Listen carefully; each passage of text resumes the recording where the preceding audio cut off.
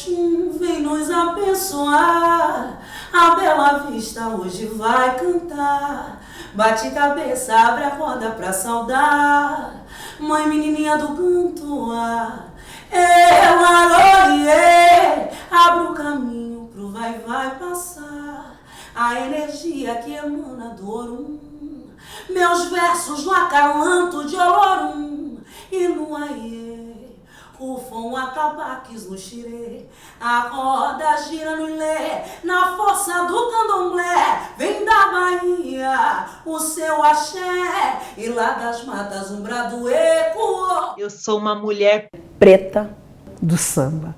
Epa, rei, oia, oba, xirê, oba. Lá atrás, assim, né? Eu sempre gostei de dançar, desde criança. E eu tinha um tio, quer dizer, um tio não, toda a família sempre foi de carnaval, sempre gostou. Então, o que ele fazia comigo? Ele me dava uma moedinha de 500 réis para me dançar o puladinho com ele. Então, sempre gostei de estar envolvida assim, então desde criança. Porque a minha mãe, ela foi rainha da cidade de Araraquara. O que acontece? Eles vieram, automaticamente nós viemos, porque nós somos em 3. Eu, a Raquel, com essa idade jovem que eu tenho, a Maria Cecília, que é a do meio, e a Isabel Cristina, que é a rapinha do tacho, né? E veio toda a família, toda a família. Então, nós somos da Rosa de Ouro também com raiz. Porque todo mundo desfilou, todo mundo desfila. Mamãe já está no céu. Ela foi rainha, né, Vanessa? Rainha das baianas. Então, você imagine, em Araraquara, mocinha, ela ganhou. Aí, aqui, quando ela entrou na Rosa de Ouro, ela, depois de um tempo, ganhou esse título. Eu era pequena até que fui, porque nós somos primeiro sobrinho, eu e meu irmão, só tem eu e meu irmão, somos casal. Naquela época não tinha criança nenhuma. A única criança que veio foi eu e meu irmão, que é filho da irmã do meu tio Nenê, Dona Regina. Então eles nos tratavam tão bem como filhos. E nós fui crescendo, que eu já tinha meus 5 anos, foi o primeiro ano que eu saí na escola de samba, que vim lá. A minha tia Dina costurava as roupas das baianas. E aqueles pedaços que sobrava, ela fazia aquelas roupinhas para mim, aí eu vinha na frente, dançando. Aí depois voltava no colo. Entendeu? A minha paixão, Morro da Casa Verde, segunda é vai-vai, eu saía no vai-vai direto. Por causa do meu pai, porque meu pai não era vai-vai. Nossa, ele rasgou minha fantasia. Eu chorava como não sei o quê. A última palavra que ele falou para mim, que ele não... Eu cheguei na casa da minha irmã, estava deitada no chão, ele falou assim, Edição, eu só te chamei aqui para falar alguma coisa, promete uma coisa pro pai? Falei, pode falar, pai. Se eu morrer, você nunca abandone o Morro da Casa Verde. Eu não cheguei nem na minha casa, ele morreu. Então eu estou no Morro da Casa Verde até agora, né? Fazer o quê? Faz parte da sua vida, né? Faz parte da minha vida. Que nem eu falo pro meu filho, faz parte do show. Antigamente, a gente tinha que ir de bonde, a gente tinha que descer lá antes na Florêncio de Abreu, descia lá, desfilamos na Florêncio de Abreu, desfilamos aí no Bom Retiro. Eu falo para meu filho fala, não, eu falei, você não sabe de nada, meu filho. A polícia vinha atrás da gente, jogava água. Aí depois que o carnaval evoluiu, né? Aí meu pai, como a minha avó, minha família já morava aqui em São Paulo, ele veio me trazer e eu fui ali no Anhangabaú e assisti a escola passar. Na hora que ela passou, ela já entrou no meu agrado. Depois, quando eu me casei, que eu me formei, eu vim mudar aqui.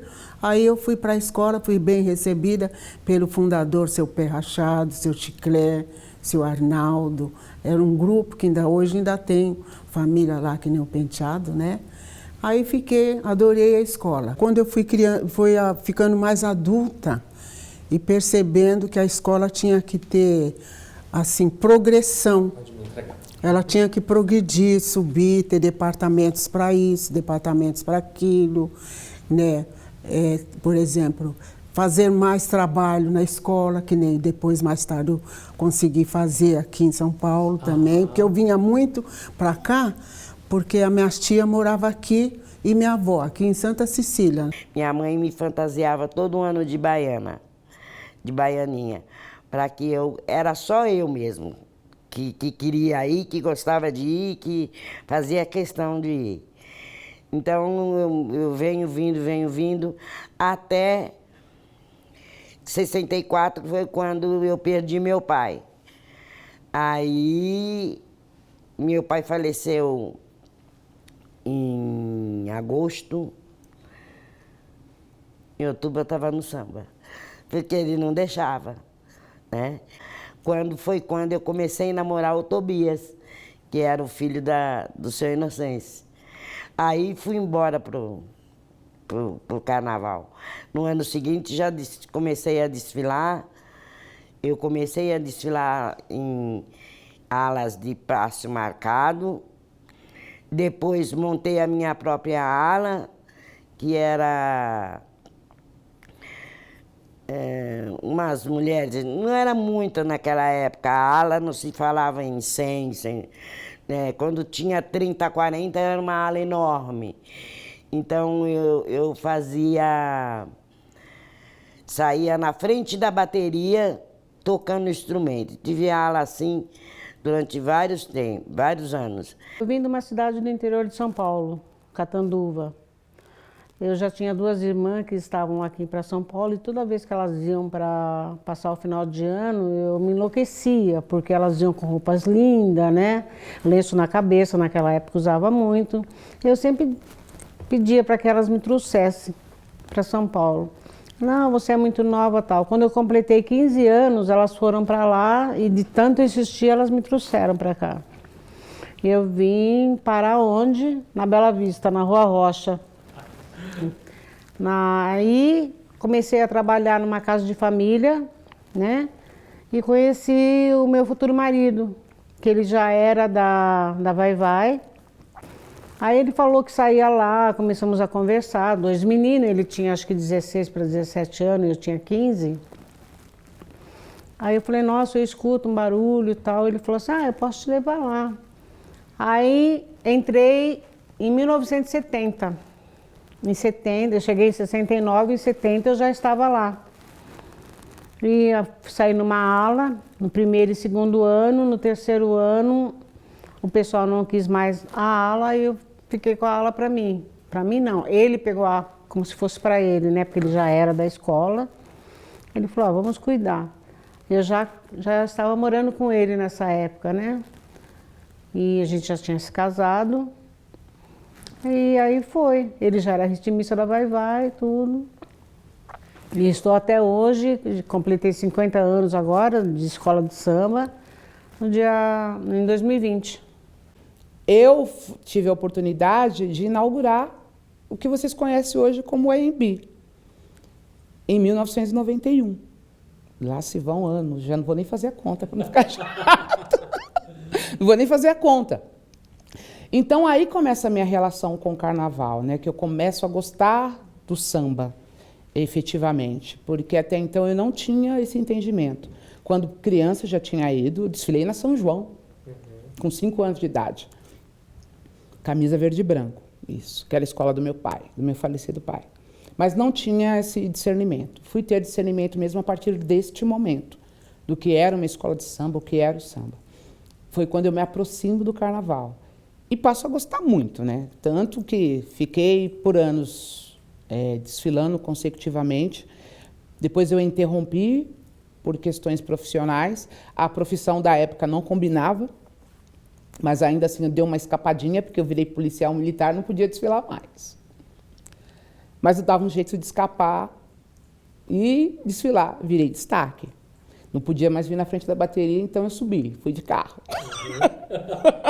Fui de carro. Eu tenho uma carreira aí dentro do carnaval, com todo respeito, pé no chão, eu estou na história do carnaval de São Paulo e do Rio de Janeiro, com muito orgulho. E sendo uma mulher e preta, claro que é muito normal você ver uma mulher preta, pessoas pretas dentro da música, dentro do futebol, mas ser mulher dentro do carnaval é muito complicado. Preta já fica um pouco normal, né? Fica um pouco normal, porque essa cultura, né, nossa. Fui cantar MPB, fui cantar samba raiz e aparece o carnaval na minha vida, que é o grande boom da minha vida, sabe? Tudo muda, todos os olhares mudam, tudo é incrível, assim. O carnaval tem essa coisa de, ai, mulher não, mas no momento que eu cheguei foi muito bom para mim, claro, com muitas pedras no caminho, muitas, porque ser mulher nesse movimento que é tão masculino, é muito difícil. Então você tem que ter um escudo toda hora. Um escudo, uma arma, uma flecha, qualquer coisa, que é para você se defender de tudo isso, né? Que é simplesmente cantar. Lá no começo tinha as mulheres, aquelas oitavas que você escuta e tal, mas aí, como diz o seu Penteado, ele fala, depois que apareceu o microfone, aí todo homem é grandão. Mas antes, né, as vozes das mulheres que levavam o samba, enfim. E aí tem as maravilhosas, que é Bernadette, Helena de Lima, que veio quebrando isso, mas ficou um tempão sem. Bernadette é uma resistência, ela tá lá firme e forte, né? Hoje tem pouquinho, mas antigamente era complicado. Lá na Brasilândia era fogo. Então a gente era taxado, as mulheres, né? Assim, não era bem vista. Não eram bem vistas. Começava, ele dizia assim, começou o batuque lá, dos negros lá, começou o batuque lá. Era doído. Eu tinha meu marido que ele dava trabalho, ele ia preso, né, porque ele... Aí eu sempre saía de qualquer jeito, ia... Quando falava que ele estava preso, eu saía. Aí eu arrumei um advogado também, logo no início. Fátima, já aconteceu. Então, se você quer ser bem atendida, você vai na sua casa, toma seu banho, se arruma e vai para a delegacia. Mas eu não, doutor, acabei de receber essa notícia, como é que eu vou na minha casa, vou me trocar? Já aconteceu, ele vai ter que aguardar, porque ninguém mandou ele fazer. E você, tudo bem. Porque eu chegava, ninguém atendia, ficava ali. Eu falava, doutor, mas... infelizmente, ele falava, infelizmente, Fátima, é assim a vida.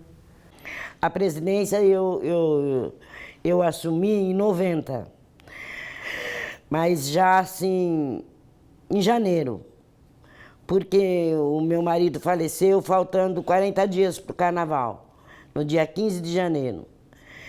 E como eu já estava à frente de tudo, como sempre, de fantasias, era eu que coordenava, eu que fazia, comissão de frente, mestre sala, porta-bandeira.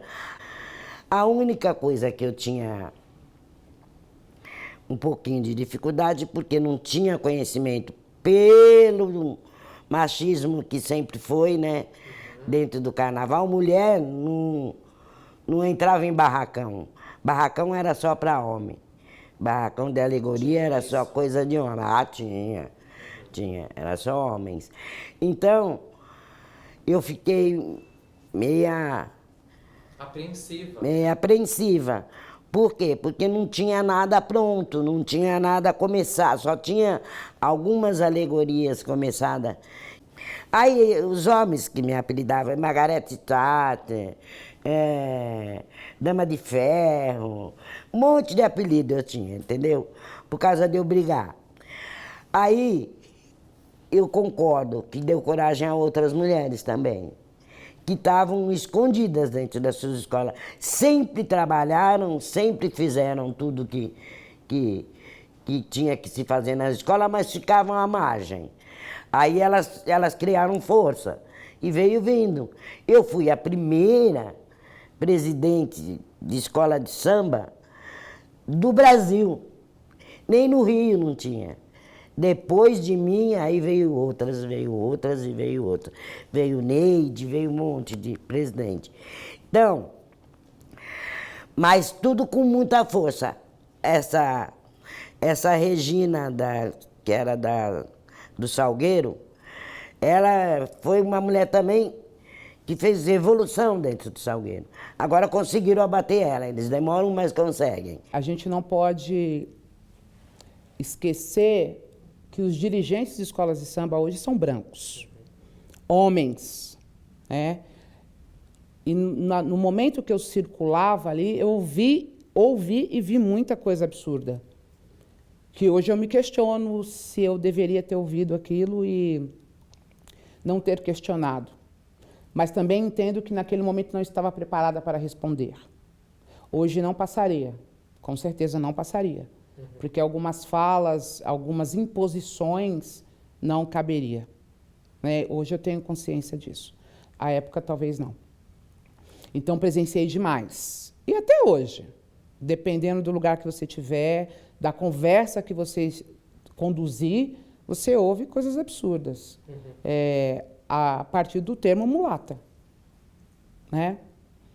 Isso já é uma agressão, sim, que infelizmente muitas não sabem, né, o que é isso. Eu acho que essa coisa da mulher ficar quieta e deixar o homem falar, o homem decidir, não, ó, posso dar minha opinião? Eu não gostei de tal situação. Vocês me colocaram numa situação, eu não gostei e tenho, e aí também não gostei porque eu não gostei, e tenho uma sugestão para dar, que de repente fala, não, olha, eu sou um destaque, mas a minha roupa tem que ser tão, meu corpo tem que aparecer tanto, é necessário, né? É um personagem, tem personagem que ele já fala assim, eu preciso de mulheres que vão simbolizar Eva. Gente, não tem Eva vestida.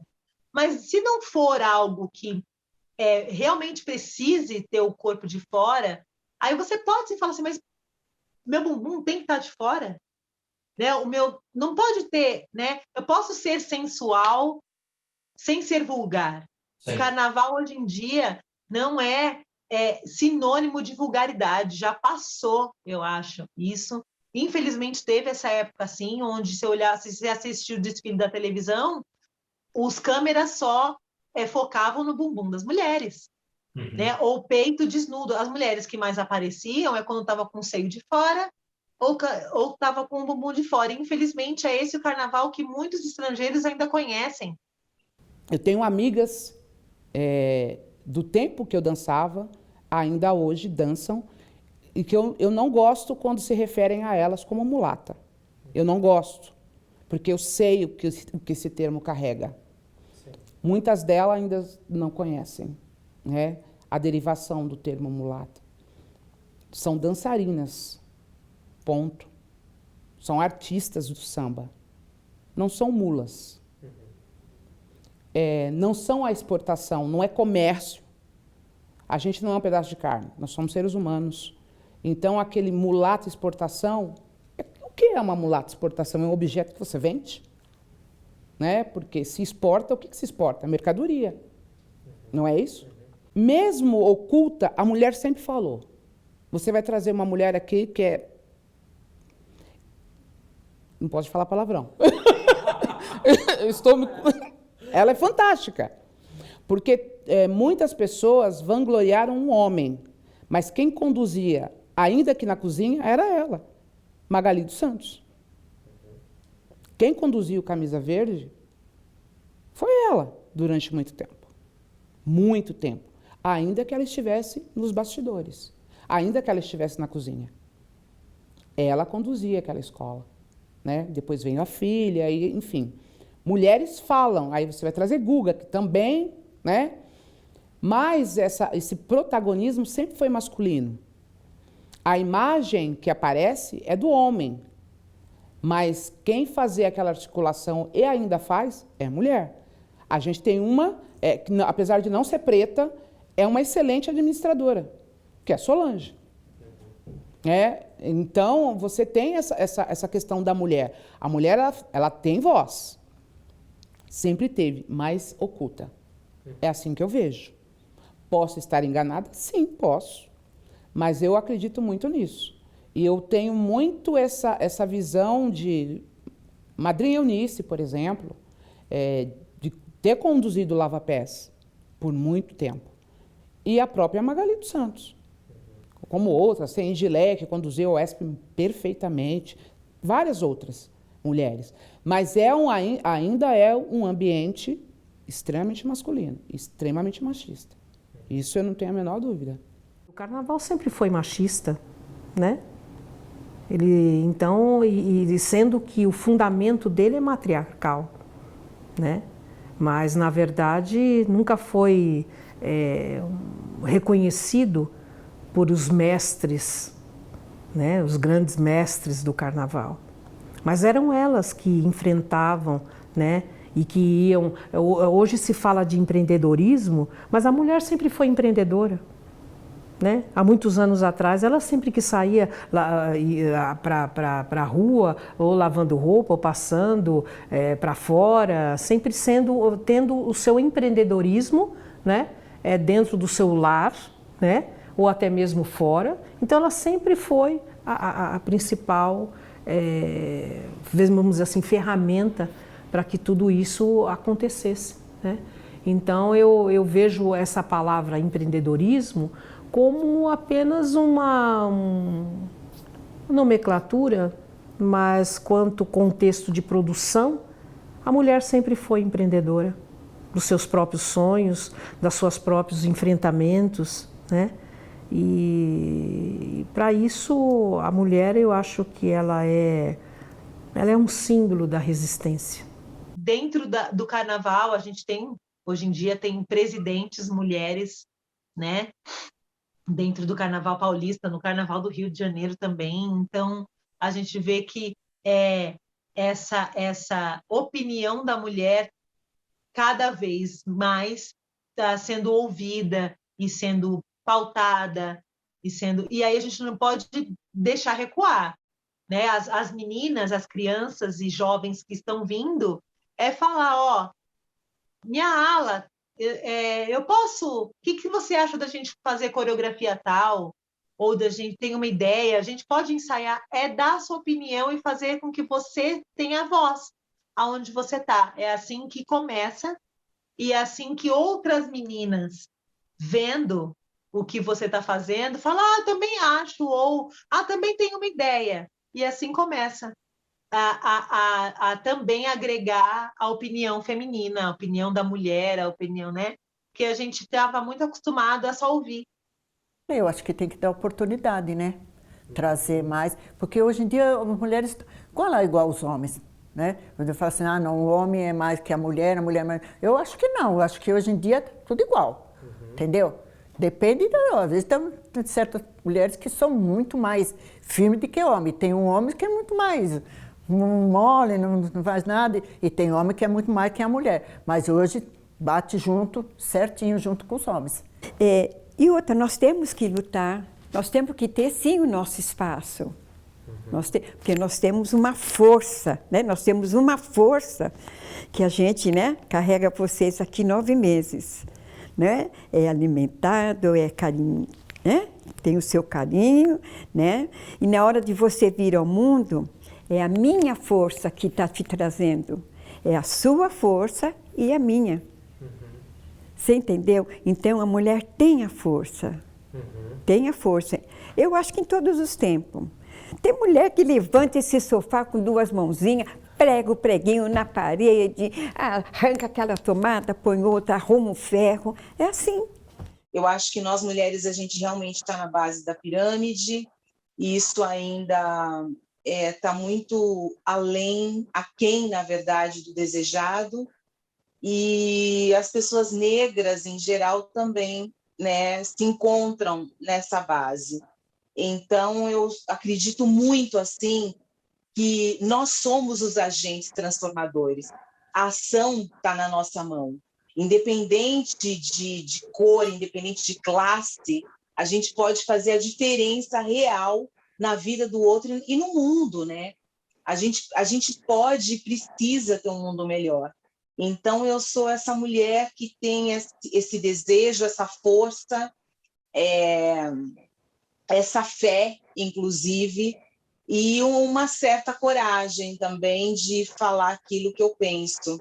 E eu quero muito poder dar voz a quem não tem, quero muito estar, de alguma maneira, presente nos projetos que são especiais, que são engajadores, que são empoderadores, porque eu realmente acredito no outro e sei o quanto a gente ainda precisa avançar no quesito igualdade social e de gênero.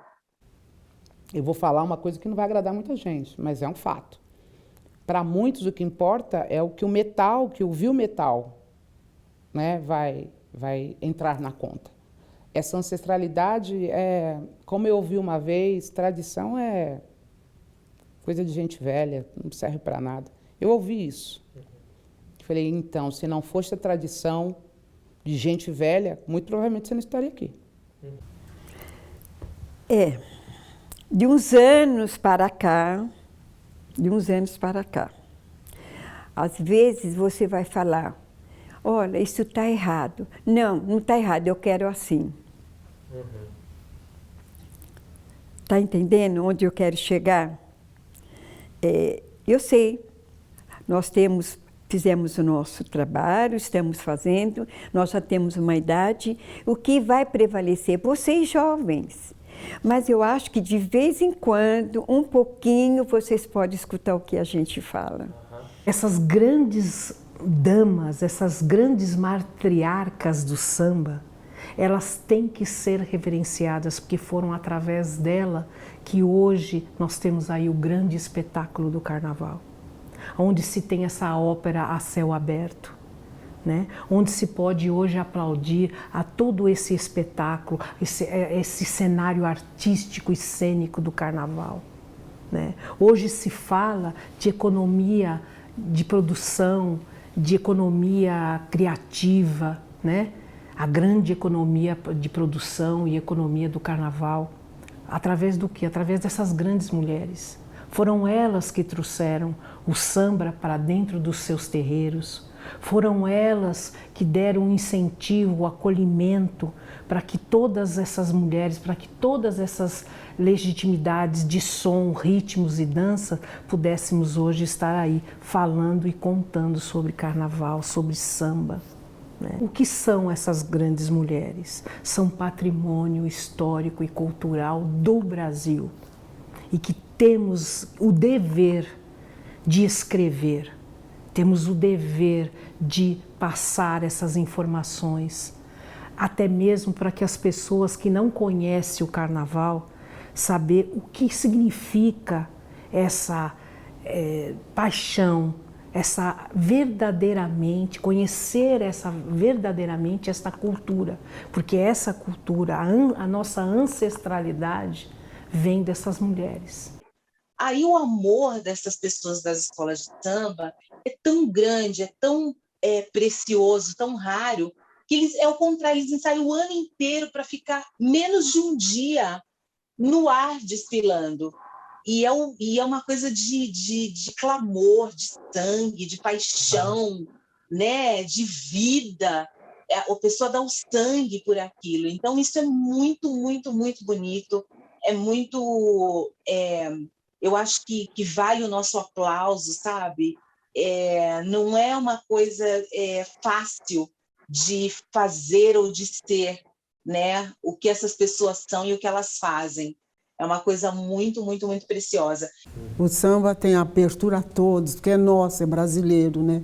Todo mundo que vem de fora, como se diz, gosta da nossa raiz de samba, adora, adora. Se assustei, desculpe, o meu batuque é mesmo de arrepiar, morro de amor. Sou Casa Verde, até defunto se levanta para sambar. A senhora percebe a Nenê de Vila Matilde como uma escola que tem uma matriz negra africana? Era. Eu acho que teve. Teve muito. Sabe por quê? O meu tio gostava que a escola de samba saísse só negro. Me desculpa. Claro. Só negro. Não branco. Ele dava aquela satisfação de falar que a escola de samba era só negro.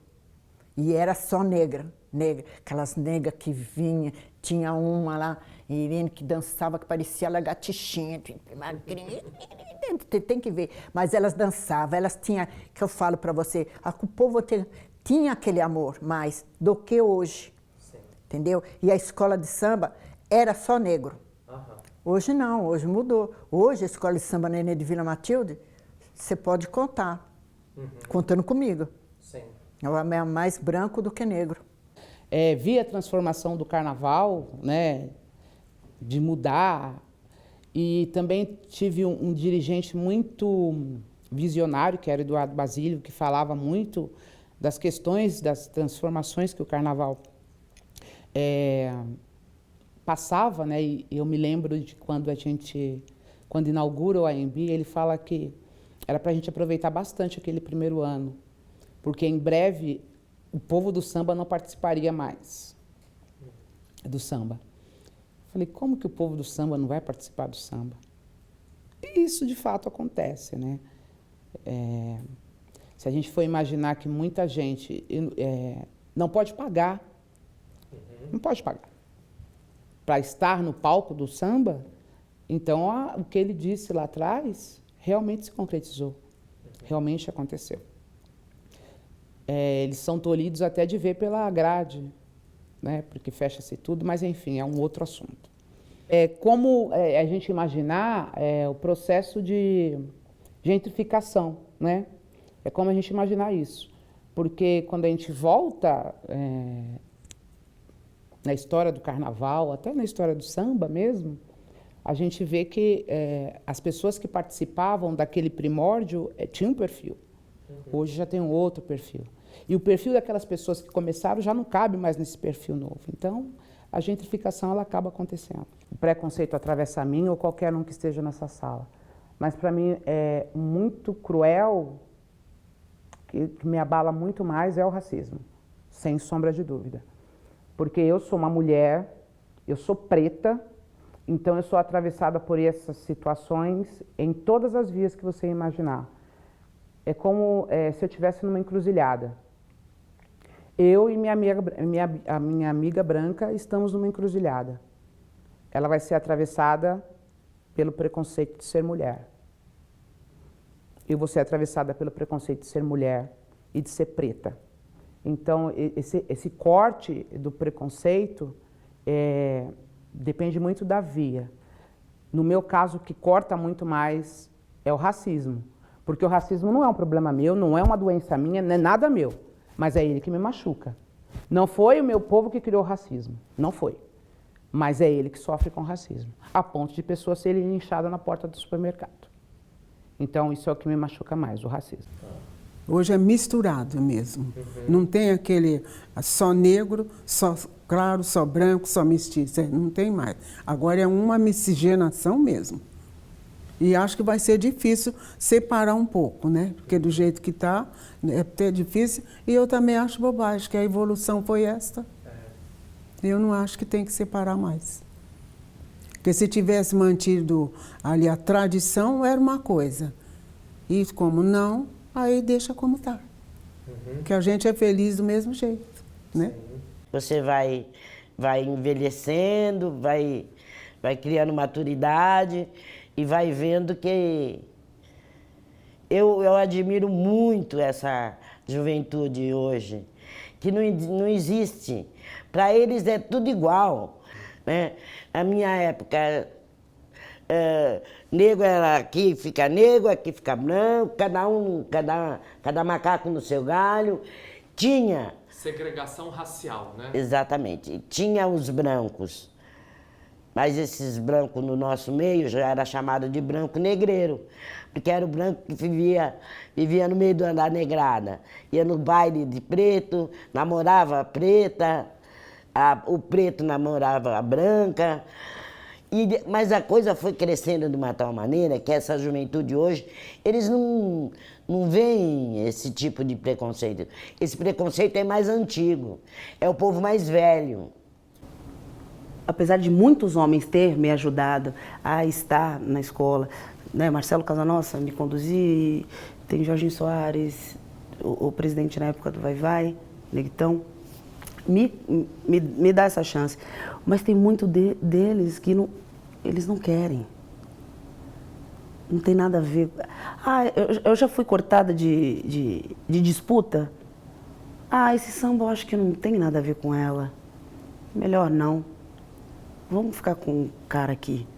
Isso acontece muito, muito. E assim, sem um dia antes para começar a disputa. Desse jeito. Porque eu não sei o que eles pensam, que nós não somos capazes de fazer o que a gente faz. E eles estão errados, né? Porque uma mulher, ela faz muito mais que um homem. É muito mais.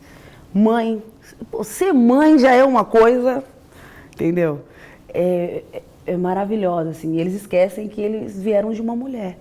Então, na cabeça deles, você não passa de uma mulher, né? Mas mal eles sabem o tamanho que somos.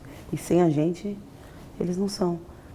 Mas é complicado, temos chances. Temos que estar lutando, metendo o pé na porta. Qualquer oportunidade, tem que ir lá e tem que se posicionar. Porque se você não se posiciona, eles vão sapatear na sua cara. A cor da pele tem que estar sempre ali firme. Tem que estar sempre firme. Porque às vezes dizem para mim, mas a senhora não é negra. Sou.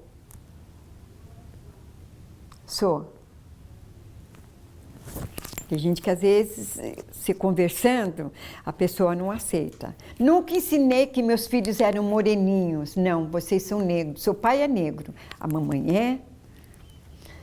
Uma vez a minha filha perguntou, mas a minha avó ela não é preta, nem meu avô, mas nós somos. Nunca ensinei. Você é moreninha. Não existe isso, o negro ser chamado de moreninha. Então, por favor, raça, vamos nos unir cada vez mais. Vamos ter amor um pelo outro. Vamos convidar, sim. E para minha ala de baiana, vamos, meninas, pode vir. Rosas de Ouro tá de braços abertos, esperando vocês. Venham, é muito bom. É todo dia uma luta diferente. Mas é isso aí. É mais mais uma luta para a mulher preta. A minha filha fala, mãe, você não cansa? Roda gira no ilê, na força do candomblé. Sou uma mulher negra e corajosa. Do samba. E lá das matas, umbrado ecoou, Oxóssi o caçador, Oquearo, Xangô, Caô, Cabecilê, Epa, Rei, Oiá, Oba, Xire, Oba, Ogum é meu pai, Ogum, a linda estrela está por lá, ilumina o terreno do canto, Iaô, Iaô, que lindo arco-íris que Oxumaré pintou, Iaô, Iaô, que lindo arco-íris que Oxumaré pintou. Axé.